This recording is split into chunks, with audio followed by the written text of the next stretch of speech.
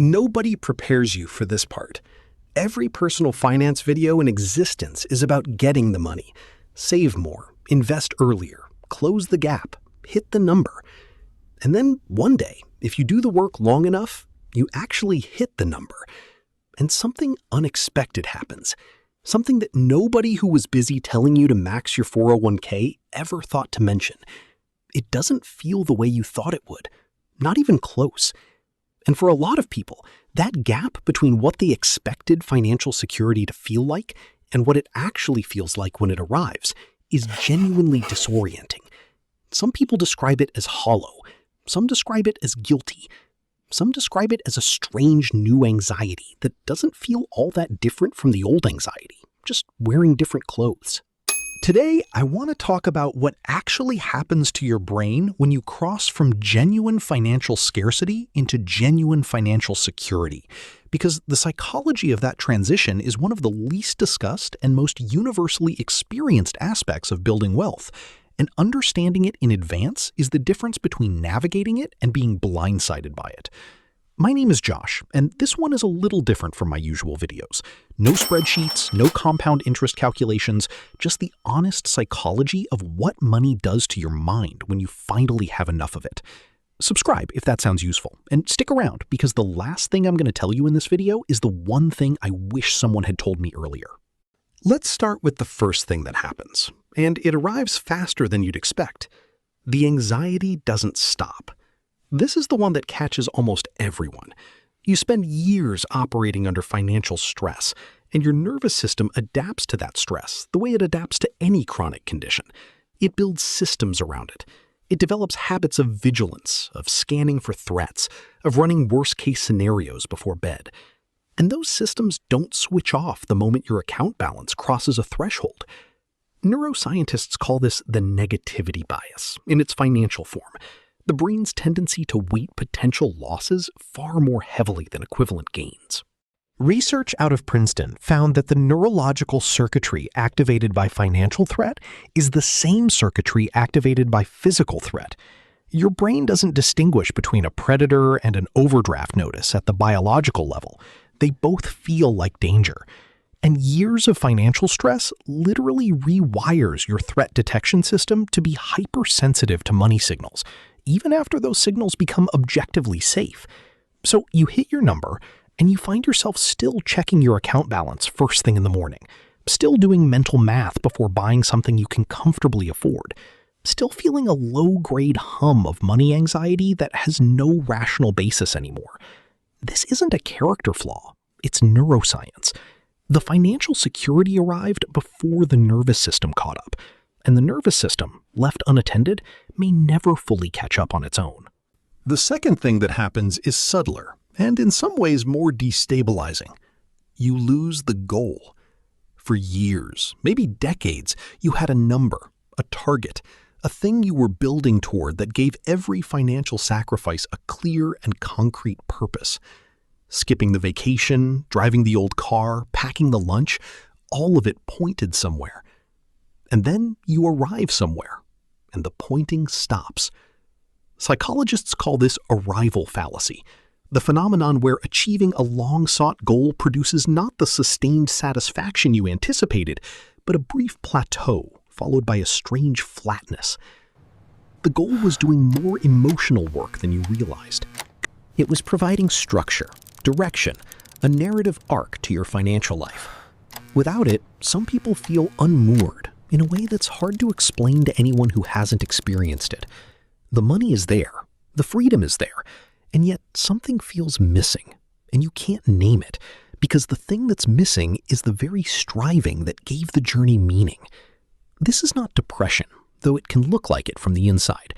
It's a transition without a map, and the people who navigate it best are the ones who build the next goal before the current one fully resolves. Not a financial goal necessarily, but a purpose goal, a direction goal, something that gives the money meaning beyond its own accumulation. The third thing is the identity crisis, and this one tends to hit people who built their entire self-concept around the struggle.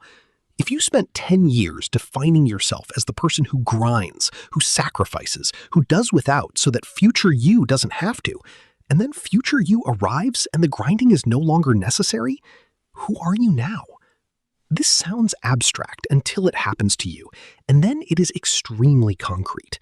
The frugality that was a strategy becomes an identity, and identities don't dissolve just because the circumstances that created them change.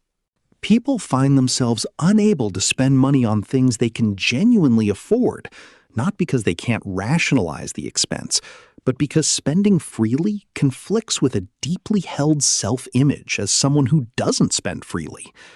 Others swing the opposite direction, spending aggressively, as if trying to prove to themselves that the old constraints are really gone, then feeling guilty about it because the frugal identity is still running in the background. Neither response is wrong. Both are completely understandable, but both are the result of an identity that was built for scarcity, operating inside a life that no longer has any. The fourth thing is the guilt. And this one is particularly common among people who grew up with financial stress, who watched family members struggle, who know exactly what it feels like to not have enough. Arriving at financial security while people you love are still in scarcity creates a specific psychological tension that researchers have documented extensively. It's sometimes called survivor guilt in its financial form, the discomfort of having escaped a condition that others around you are still living inside.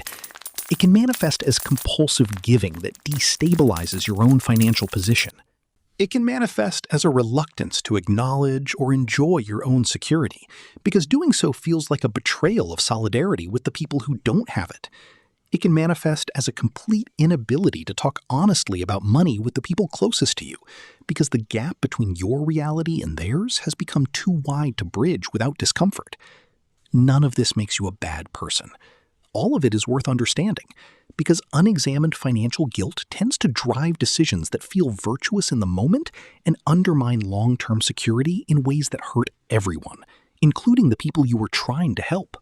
The fifth thing, and the one that surprises people most, is the paradox of choice. Psychologist Barry Schwartz documented this phenomenon in detail. Beyond a certain point, more options produce less satisfaction, not more, because every choice made is simultaneously every other choice not made, and the awareness of unrealized alternatives generates a low-grade dissatisfaction that poorer options never produced. When you had limited money, your choices were limited too, and limited choices meant limited regret. Now that you have genuine financial freedom, every decision carries the weight of its alternatives. The vacation you choose is every vacation you didn't choose. The house you buy is every house you could have bought instead. The career pivot you make is every other path you could have taken. Financial freedom is real and valuable and worth building toward, but it arrives with a complexity tax that nobody prepays in the brochure. Here's what I actually want you to take from all of this. Not that financial security is disappointing, because it isn't. Not that the journey isn't worth it, because it is. But that the psychological work of arriving is real work, and it deserves the same intentionality you brought to the financial work of getting there. Name the anxiety, and understand it's neurological, not rational. Build the next goal before the current one completes. Examine the identity you built around scarcity, and decide deliberately which parts of it you want to keep. Process the guilt honestly, rather than letting it drive impulsive decisions. And give yourself actual permission to enjoy what you built, because that permission is the one thing nobody can give you from the outside. It has to come from you. The money was always just the beginning of that conversation with yourself. Most people never knew there was a conversation at all.